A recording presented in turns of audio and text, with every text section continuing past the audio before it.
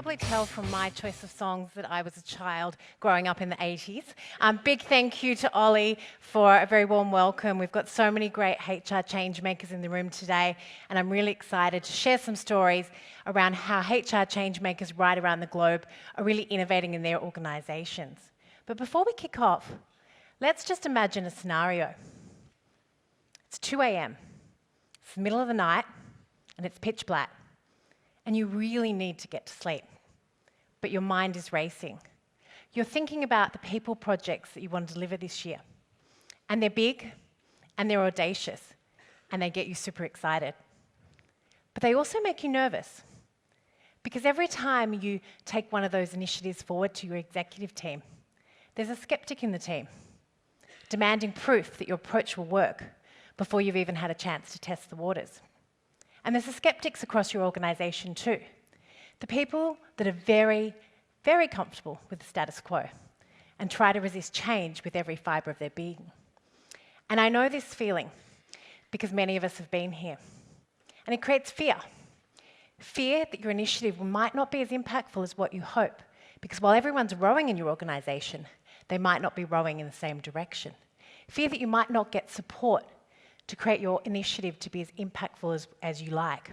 And it's very, very normal that we feel this way. After all, Harvard Business Review shows that a massive 70% of our change efforts failed.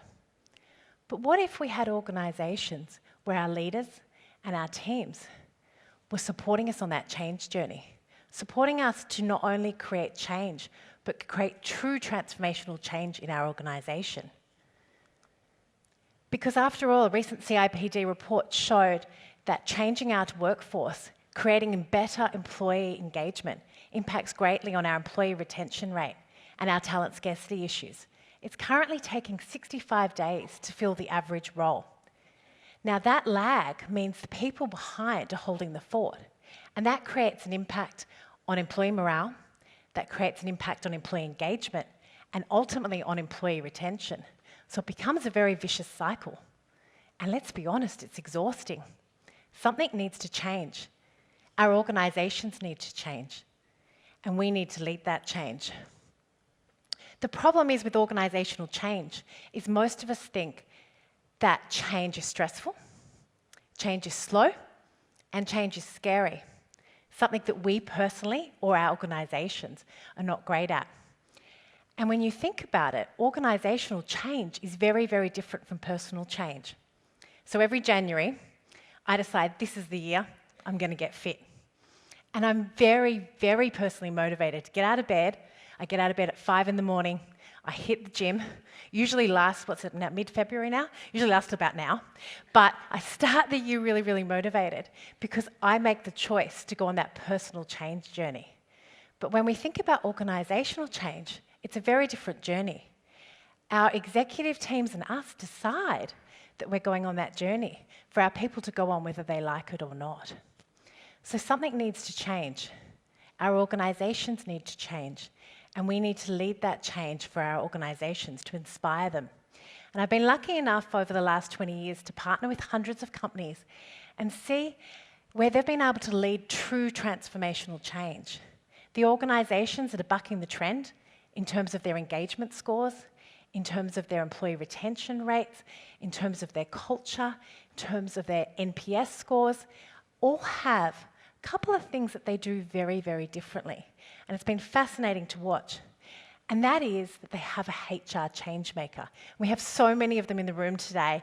I'm very, very excited to see it. And for me, and I know Ollie gave us his Google version before, for me, a HR change maker is someone who's both equipped and willing to not only create change, but to mobilise others to make positive transformational change. And I'm really excited to share with you some stories of some of those HR change makers today.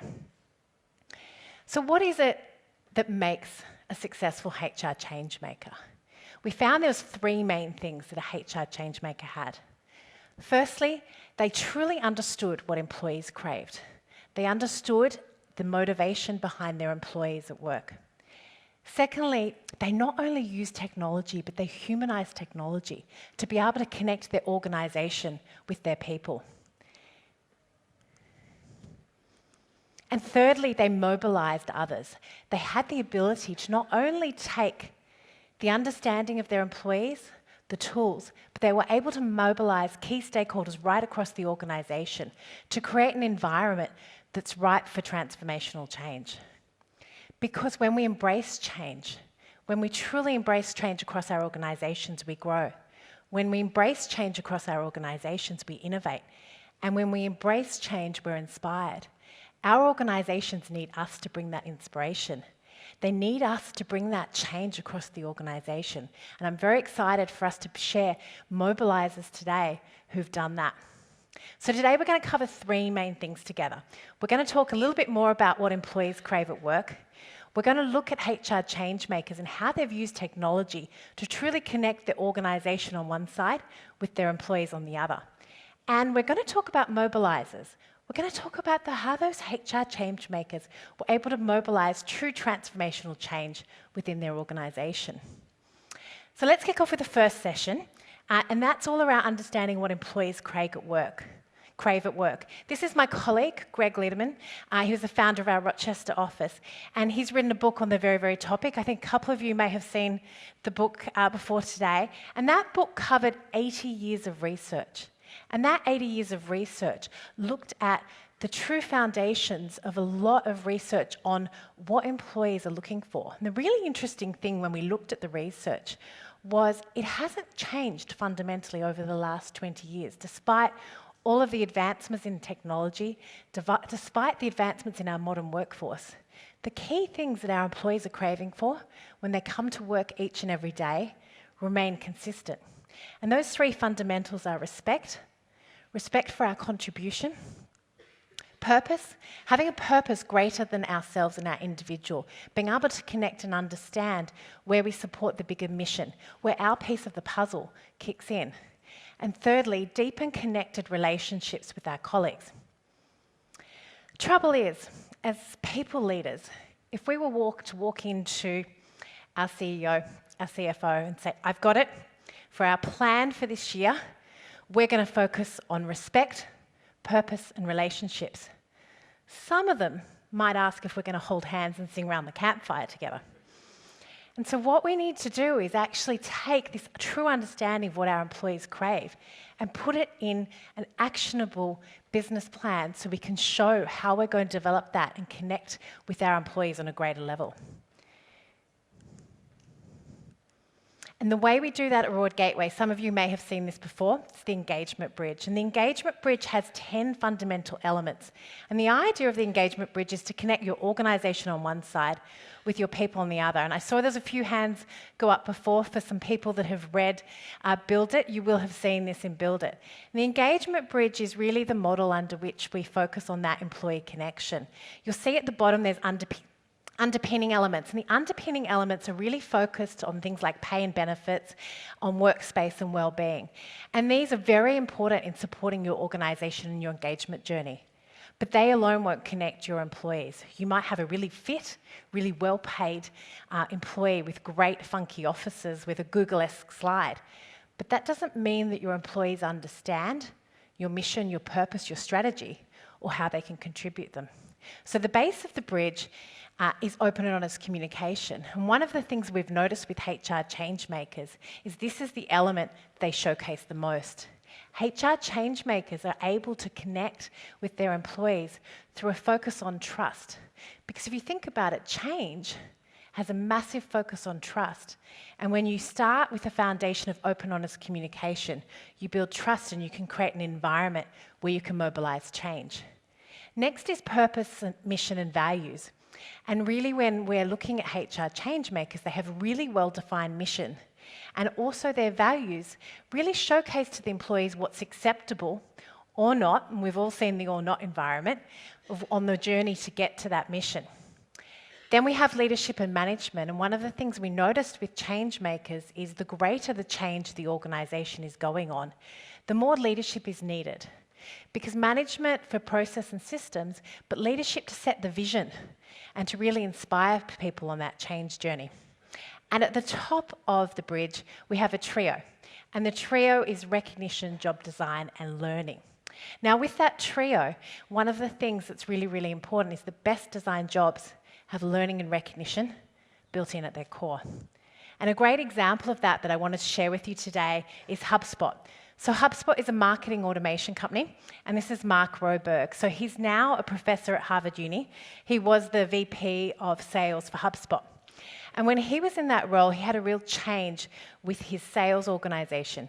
And the challenge he had with his sales organization was churn in his rep team. So they were investing significantly in recruitment. They were investing significantly in training. But what they found is that their employees were churning very, very quickly. And they found that they weren't giving their employees what they craved at work. So what Mark and the team did was focus on that top of the bridge.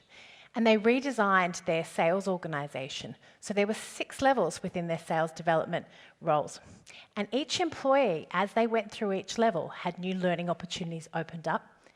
They had an opportunity to see people that had gone through that process earlier and be inspired by them. But they also had recognition across the company as they achieved that. And the result in the new design, with those levels, with the recognition, with the learning opportunities that were linked to them, was that their tenure rate in the sales development team halved and their pipeline grew significantly. So what Mark and the team were focused on was the top of the bridge, the trio of job design, learning and recognition. Now, this is Jamie Getgood. Jamie is a director of Getgood Consulting, but he was previously the head of transition for General Motors Holden. And Jamie, back in 2013, in December 2013, faced quite a significant challenge with his executive team. Holden was going to finish automotive manufacturing, and that was the automotive manufacturing in Australia, and that was the last manufacturer in the country. So the Holden Centre in Elizabeth had, in the local area, 37% unemployment. There was no alternative manufacturing for employees to go. And they were given notice that in 4 years' time, they were going to end manufacturing. So what did they do? They sat around as a team and said, do we share this information with our employees 4 years in advance, or do we keep it within our executive team? And they had plenty of conversations. And they decided to lead with open and honest communication. And they told their employees, and they told them early. And that started a new journey, because that new journey meant they had to redefine their mission, because their employees were working with the organisation because they were truly inspired to work in automotive manufacturing and be the leading manufacturer. But that wasn't going to be the organisation's journey. They were very open about the fact that they were shutting manufacturing in Australia for good. And what they did was really fascinating. They got their employees involved in defining a new mission. And the new mission was, the last engine we ever build will be the best we ever build. And absolutely every employee got behind that mission. The results of what they were able to achieve with that new mission was astounding. Despite the fact they were shutting down, despite the fact they had 37% unemployment in the local area, their engagement rates grew by 10%. Their right first-time quality rates grew. They ended up getting world-class standards, and 87% of their employees went through the transition program. So the work that Jamie and his HR team were able to do with a really well-defined and well-communicated mission, despite what was some very significant challenges, was incredibly impressive. And for them, that was a focus on open and honest communication and a focus on purpose, mission, and values. So if we talk about what employees crave at work, the second thing to cover off today is how HR change makers are embracing technology. How are they utilising technology to help them achieve their change goals? Because if you look at Gartner's research, 67% of organisations agree that businesses must become significantly more digitalised by 2020, which we're in now. And the really interesting thing is that most organisations are beginning their experience from a digital perspective with the customer first, because we're operating in very competitive climates and we're looking at how we can really connect with our customers. But HR change makers start somewhere else. They understand that creating high NPS scores, creating greater profitability, comes from creating incredible customer experiences. But creating great, incredible customer experiences comes from the experiences that our employees deliver. So HR change makers focus first on the employee experience to drive better connection with customers and drive better results. And in doing so, they look at the way that they can connect and humanize communication when they're speaking with employees. So there's two main ways that a HR change maker approaches tech. Firstly, to empower innovation and really look at new and innovative ways that we can empower utilising technology. But it goes further than that. They look at how we can humanize technology, how we can connect with employees in a way that really relates to them on a human level. From an empowering innovation perspective, they're looking at new and innovative ways, and the great example of this is Burson and Deloitte's HR maturity model. And when you look at the HR maturity model, it started with automation. How do we take away administration from our HR teams? How do we really involve that to the workforce? But it's gone much, much further than that. It's now, how do we connect on a new level? How do we drive cross-functionality? How can we support our people to connect, to communicate, and to collaborate in ways that we've never done before? A great example of that is Atlassian. So this is Don Price. He is the head of R&D and the work futurist for Atlassian. And Atlassian have a fairly powerful mission. Their mission is to unleash the potential in every team and help advance humanity through the power of software. Now, if you're down for a roast on a Sunday night and you're catching up with someone and you're an employee at Atlassian and they say, "What do you do?" you could say, "We develop software to help developers." Or you could say, "We're helping advance humanity, and by the way, we helped put the rover for NASA on Mars." That's a really powerful mission you can get behind. And Atlassian really focus on making that mission part of their DNA. And there's three main ways that they do that and really create an environment where there is a culture of innovation. And the three ways that they do that is firstly a program called Innovate. And Innovate is focusing on being the change you seek. So they ask their employees each and every day to model the behaviour of the change you seek. Secondly, they do structured innovation. So a lot of you would have seen Google Time. It's a very similar program to that. Employees get 1 day in 5 or 1 week in every 5 to 7 where they can work on innovation within their department, on focusing on continuous improvement, on how they and their team can operate in a better fashion. But the third one is called Ship It. I always have to be very careful when I say that. That is Ship It. And Ship It is a really interesting program. They have over 800 employees. And so they actually indicate that this is by far the most disruptive that they do. But every 12 weeks, they stop at lunchtime on a Thursday. And for 24 hours, their employees can work on absolutely anything they like. And the really interesting thing is Jira is one of their leading products. And Jira came out of their Ship It innovation. And it came out of their Ship It innovation from a focus one of their employees had on how they could hack the better solution to manage their service desk. So by creating a culture that takes technology and puts it within human element and focuses on innovation, the team at Atlassian are really able to drive their mission forward and help support creating the power of teams and advancing humanity. And so for them, there's a big focus on that purpose, mission, and values is at the heart of the DNA in everything that they do. Now, if we look at technology and utilising technology for innovation as one, the second thing is humanising technology. Because the really interesting thing is you can utilise all the tech in the world, but it's the way that you connect with it that makes it really impactful. So let me paint a picture. When we say to our teams, we need to optimise our business, what do they hear? What was that? Job cuts, cost cuts, yep. Job cuts. That's what our employees hear. When we say, we're very excited, we're going through a digital transformation, what do they hear? Oh dear, got another login. We really need to humanise and connect with our employees because there's an opportunity to move their hearts as well as their minds. So when as a leadership team we're talking about we want 20% growth, what does that mean if you're a miner on a remote site? What does that mean to an employee in a retail team? It might mean learning new tools. It might mean new skills to develop. It might mean greater profitability for the business. It might mean future opportunities, greater communities. But we need to put the human in the language to be able to see how we can cut through and connect with our people on a day-to-day basis. We need to be able to use language that resonates with our employees, to really think about the way that we use technology in a powerful way. A great example of that, and we are in a brewery today, so it's very apt, is Heineken. Now, Heineken did a great program where they really looked at their recognition program.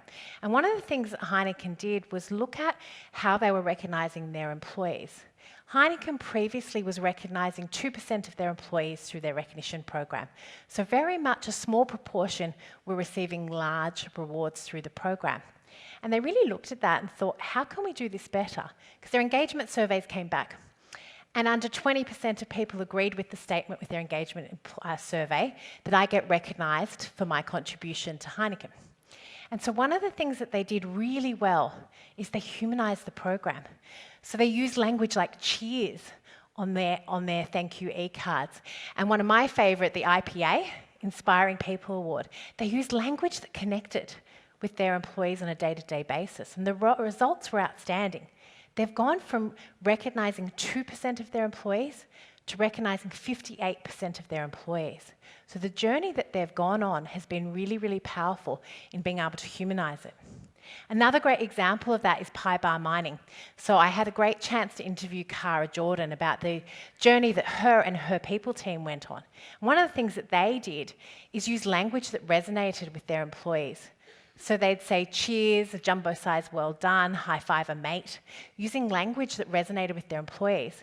But the other thing was the multimedia that they used on the platform. So when they first launched their platform, marketing team wrote a beautifully scripted message. CEO learnt it, it was professionally produced, it was put up on the platform, and it went okay. But what was really interesting is what happened. About a month later, they won a tender, and they won a major tender.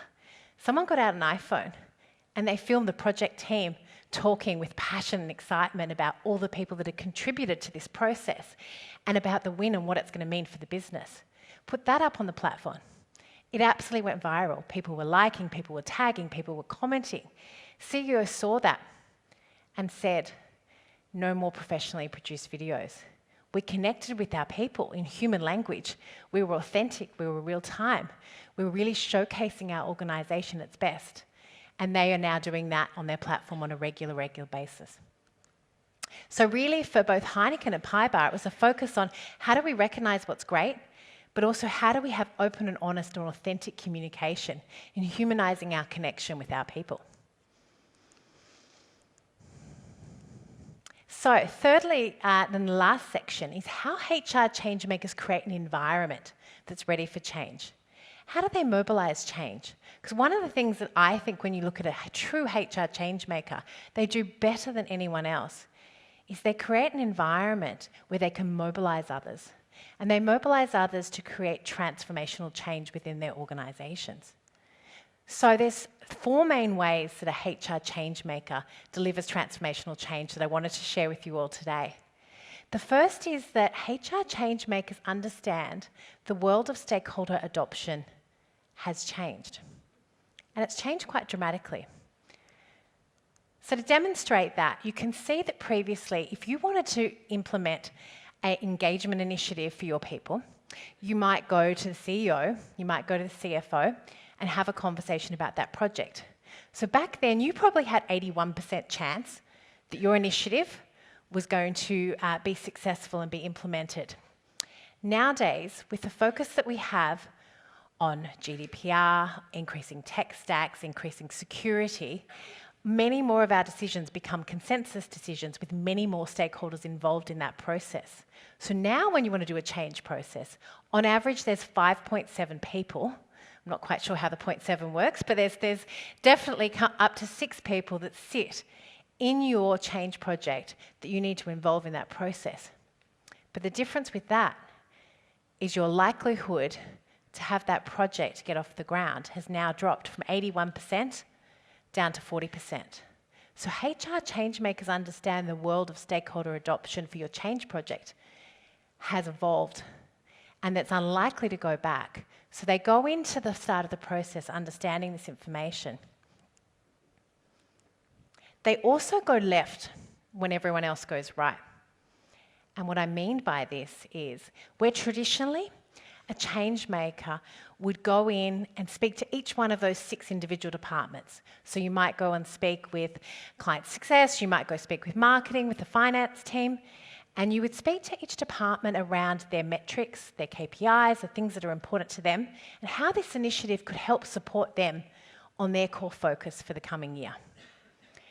And that made perfect sense until it didn't. Because HR change makers understand that could get you 6 individual yeses and a collective no. So what HR change makers understand is true change happens in this tiny 5% in the middle. They understand it's where each of our organisations' focus, attention are combined. And that's really where our shared mission and purpose sits. And that's where true change initiatives get off the ground.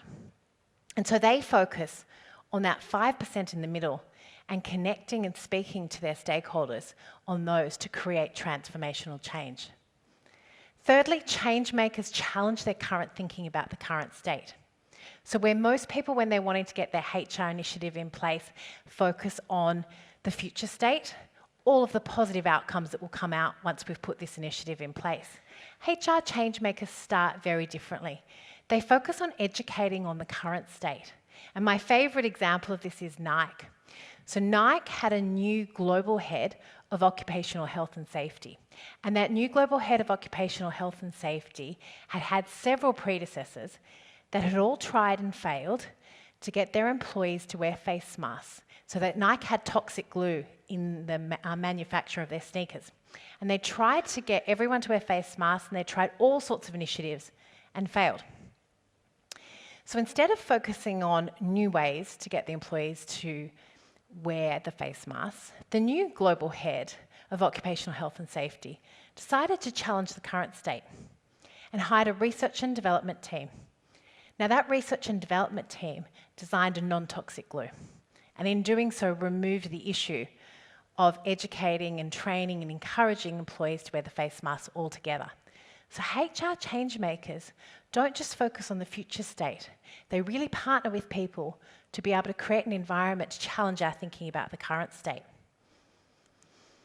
And lastly, HR change makers understand the role of each of the stakeholders, and they understand how to utilise them. So they recognise the blockers and they use data to neutralise them. But they understand that skeptics are actually their greatest ally. Skeptics in the organisation, given the right information, can truly connect and support and create an environment where we can create very impactful change journeys. So HR change makers are creating an environment that not only welcomes change, but welcomes continuous improvement. And as you go back from the summit today, I encourage you to think about your organisation, your engagement bridge. What are the areas where you're particularly strong that you can shine a spotlight on now? What are the areas where you want to focus on and develop to connect your organisation with your people throughout 2020? I encourage you to think about the tools and the way that you use tools to connect with your people and how you can humanise those. And there's some amazing tools that you can look at on the summit floor today. And I also encourage you to think around how you can mobilise others, how you can use strategies of understanding stakeholder adoption to truly create change in each of your workforce. Because every journey really does begin with a single step. And that journey begins right here, right now, with the change model that we behave, with the behaviour that we model for our organisations. So I encourage you all to model that behaviour, to showcase to others how you can mobilise change, and I wish you all the very, very best of luck on your change journey. Thank you.